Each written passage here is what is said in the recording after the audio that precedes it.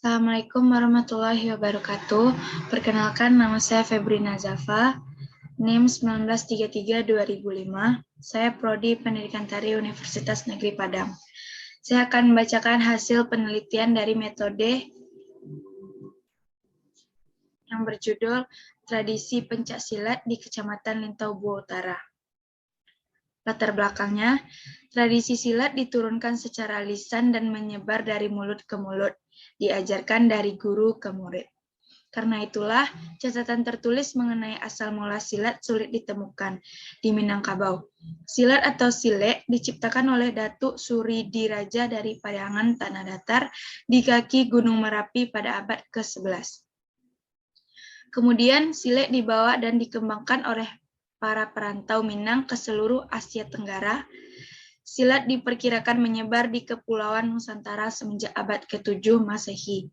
Akan tetapi, asal mulanya belum dapat dipastikan. Meskipun demikian, silat saat ini telah diakui sebagai budaya suku Melayu dalam pengertian yang luas, termasuk di daerah Minangkabau, khususnya di Lintau. Pencaksilat adalah bela diri tradisional Indonesia yang berakar dari budaya Melayu dan bisa ditemukan hampir di seluruh wilayah Indonesia.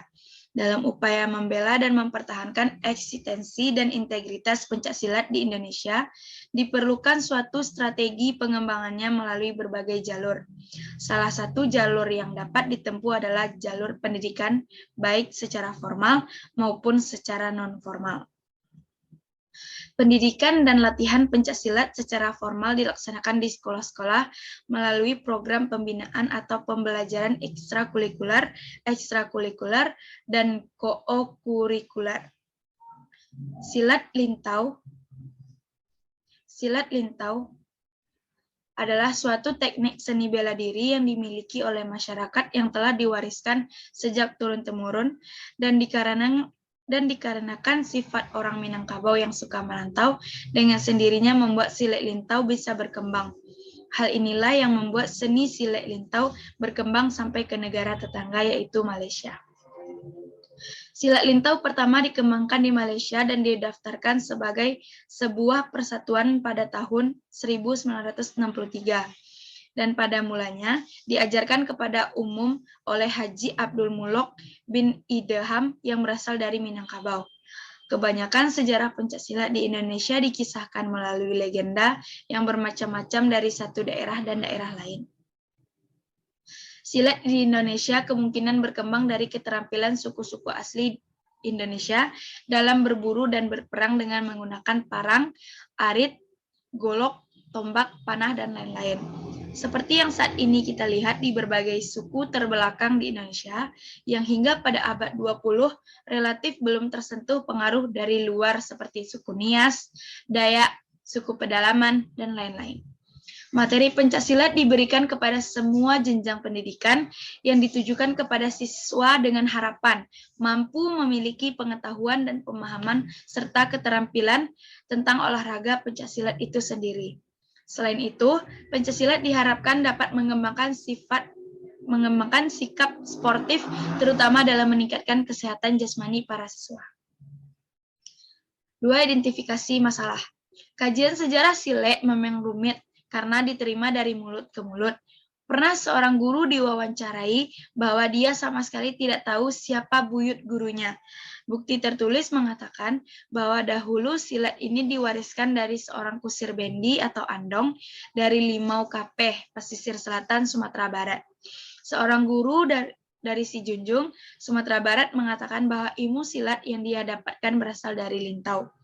Ada lagi Tuwo Silek yang dikenal dengan nama Angku Budua mengatakan bahwa silat ini beliau peroleh dari Kotoanau, Kabupaten Solok, daerah Kotoanau, pesisir selatan, Pauh atau Lintau yang pada masa lalunya adalah daerah penting di wilayah Minangkabau.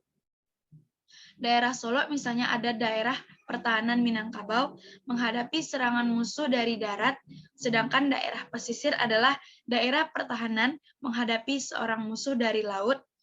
Tidak terlalu banyak guru-guru silek yang bisa menyebutkan ranji guru-guru mereka secara lengkap. Kurangnya motivasi siswa dalam melakukan latihan pencaksilat yang dikarenakan oleh keberadaan sumber daya yang memadai, dalam hal ini guru pelatih yang paham Pancasila. Ketiga, batasan masalah. Berdasarkan identifikasi masalah, batasan masalah pada tulisan ini yaitu perkembangan aliran Silek Tuwo Lintau di berbagai daerah di dunia. 4. Rumusan masalah. Bagaimana cara menyebarluaskan perkembangan silat tuwo di Lintau di berbagai daerah dan mengidentifikasi berbagai kesulitan dalam teknik pencaksilat.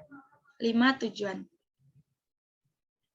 Tujuannya yaitu menyatukan tradisi berbagai daerah dan menyempurnakan tradisi Minangkabau yang telah ada. 6. Manfaat. Yaitu memberikan informasi bagi pelatih, pembina olahraga pencaksilat tentang hubungan power tungkai dengan hasil tendangan depan dan tendangan belakang pada cabang olahraga pencaksilat. 2. Bertambahnya wawasan pengetahuan serta pengalaman meningkatkan kemampuan teknik dasar suatu cabang olahraga, terutama teknik dasar tendangan sabit pada cabang olahraga pencaksilat. Landasan teori. Pencaksilat berasal dari dua kata, yaitu pencak dan silat. Pengertian pencak ialah gerak dasar bela diri dan terikat dengan peraturan, sedangkan silat berarti gerak bela diri sempurna yang bersumber dari kerohanian. Berdasarkan Kamus Besar Bahasa Indonesia, pencaksilat yaitu permainan atau keahlian dalam mempertahankan diri dengan keahlian menangkis, menyerang, serta membela diri menggunakan dan tanpa senjata. Menurut seorang ahli bernama Bukhari Ahmad, pencak merupakan fitrah manusia untuk membela dirinya sendiri, sedangkan silat menjadi sebuah unsur yang menghubungkan gerakan serta pikiran. Pencaksilat adalah hasil budaya manusia di Indonesia untuk membela, mempertahankan eksistensi atau kemandirian dan integritas manunggal terhadap lingkungan hidup atau alam sekitar untuk mencapai keselarasan hidup guna meningkatkan iman, takwa, dan banyak manfaat yang diperoleh dalam pembelajaran pencaksilat, seperti pengembangan kognitif, afektif, dan psikomotor. Kemampuan kognitif berkembang sejalan dengan diberikan latihan-latihan konsep pencaksilat, proses berpikir cepat dalam menghadapi permasalahan yang segera dipecahkan, dan pengambilan keputusan secara tepat dan akurat. Nilai-nilai luhur pencaksilat terdiri dari 4 aspek. Aspek pertama, mental spiritual, aspek kedua olahraga, aspek ketiga seni, aspek keempat bela diri. Dengan nilai-nilai luhur yang terkandung dalam pencaksilat, diharapkan perguruan pencaksilat yang ada benar-benar menjadi suatu lembaga pendidikan kependekaran yang menghasilkan manusia yang memiliki sifat dan sikap takwa, tanggap, tangguh, tanggon, dan trengginas. Teori relevan. Suryo Ediono Sahid Teguh Widodo, volume 29 nomor 3, dengan judul Memahami Makna Seni dalam Pencaksilat. Seni bela diri pencaksilat sebagai metode bertarung secara filosofis mengajarkan pendidikan spiritual dan fisik untuk membantu dan para peminatnya dalam menghayati nilai-nilai moral yang luhur di dalamnya. Objek material dari penelitian ini adalah pencaksilat dan objek formal adalah filsafat seni atau estetika dari pencaksilat tersebut. Penelitian ini bertujuan untuk menguji norma atau perilaku pencaksilat, gaya pencaksilat, kategori pencaksilat, dan peralatannya. Penelitian ini menggunakan metode faktual historis melalui deskripsi, analisis, dan sintesis.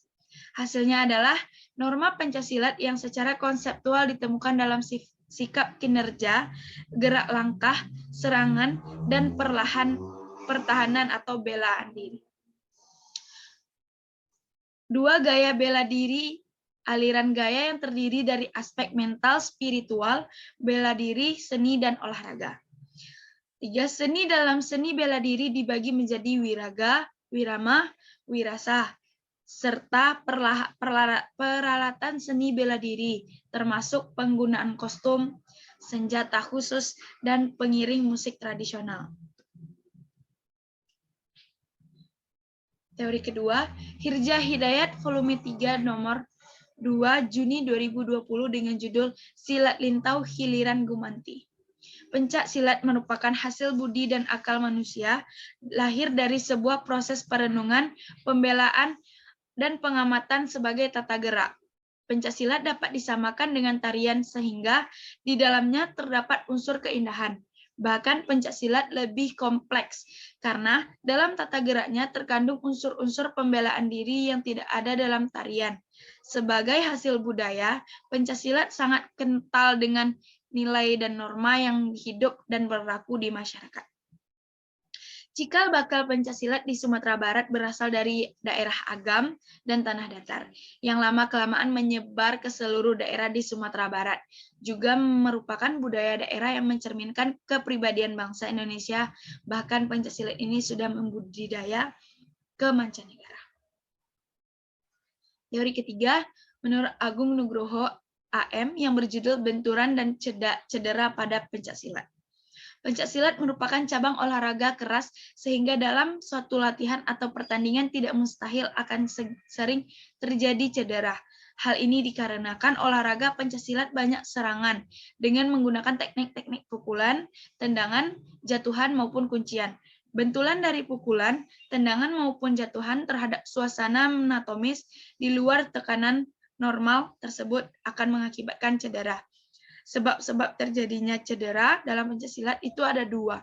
Pertama, karena benturan langsung dari lawan, dan kedua, kurangnya fisik, persiapan fisik, teknik maupun taktik dari pesilat itu sendiri. Rangka konseptual.